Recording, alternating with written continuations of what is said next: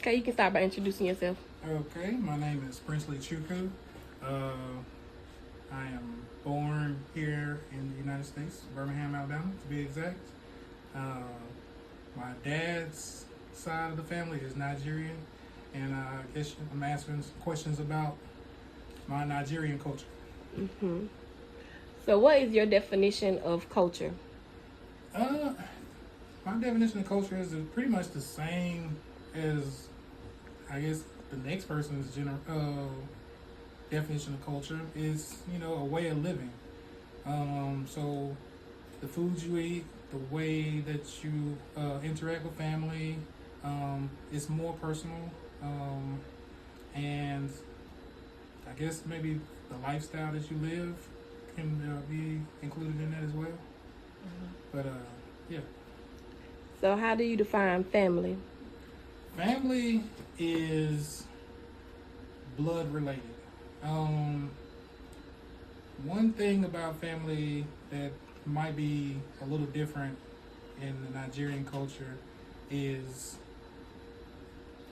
as the father, you can have multiple wives. So they do a little bit of polygamy. My granddaddy had uh, multiple wives, and so um, as long as you got the blood, you're considered family. So um, that can be extensive, given how many wives you have.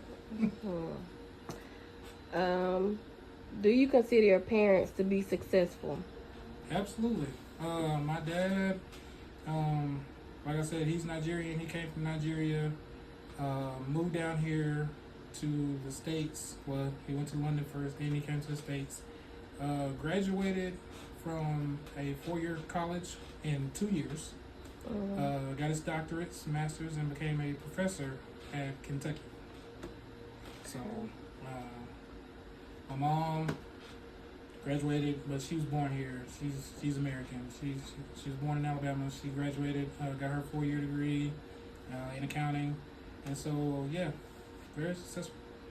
With your Nigerian culture, would you say education is important? Absolutely, absolutely.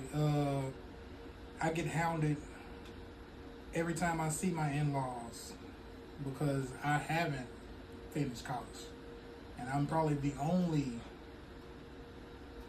grandchild that hasn't finished college. So my brother, my younger brother, and my older sister, they both finished, and all of my cousins, masters at the minimum. Mm. So yeah, very important. Do you actively participate in organized religion? I do not, which is actually different from my cultural background.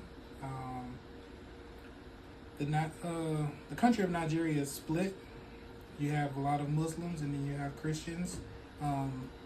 My side of the family is deep in the Christian religion. I guess it's part of the reason why my dad moved to the United States is because of that.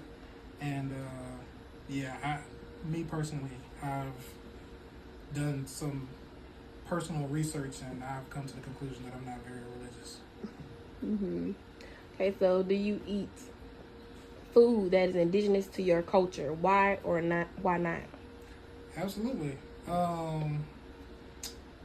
Some of those conversations I've had with you that we've talked about, agusi is one of my favorite foods from Nigeria. It's something that it expands beyond just Nigerian food. A lot of Africans and some in the Jamaican islands also eat agusi. But yeah, that's one of my favorites. Fried plantain, fufu, pepper chicken. It goes on and on. And the reason why I do is because I guess my dad, it's hereditary. My dad cooked it, he ate it, I grew up liking it, and it's just the way it is. Mm-hmm. If religion is important in your family, do you plan to pass it to your children? Why or why not? No. No? I'm not going to.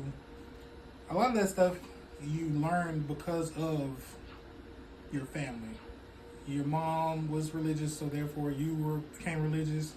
I'm going to give them the freedom to decide, and what I'm going to tell them is to do some investigating. Anything that you spend the majority of your time doing, you should know both sides of the coin. So I always tell them to investigate, and anything that's worth your time, that takes up your time, you should know and feel 100% wholeheartedly about it.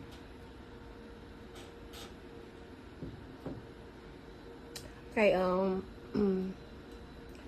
define or describe the most important holiday of your culture. Say that one more time. Define and describe the most important holiday of your culture. The most important holiday, Or most celebrated. Thanksgiving. Even though they're very religious, I think it's very easy to be thankful, and food is always big, like especially in my culture where you got so many different varieties of food. You got American food and you got Nigerian food, and when my families get together, they want both or what they don't get. So it's like my Nigerian folks, they want the American food, and the American folks, they want the Nigerian food. So yeah. Are the roles of men and women defined in your family? If so, what are they? Yes. The man is the dominant. He is the king of this castle. If you can think of it as a way of the way you think of royalty, whereas the firstborn male is the leader of the family. In the case of which, if the dad is not there, then that's the way it goes. It's like a monarchy. I have a little brother, and I have land in Nigeria. I have 3 houses in Nigeria, and my brother doesn't have any because I'm the first son. Now, if it was something that happened to me, then he would get it. But same way as like a king to a prince. You just pass it down as far as throne. So, what about the women? The women, like I said, that goes into the polygamy thing. They're not on the equal setting as men. I hate to say it, but it is like a step below. The men make most of the decisions in the family.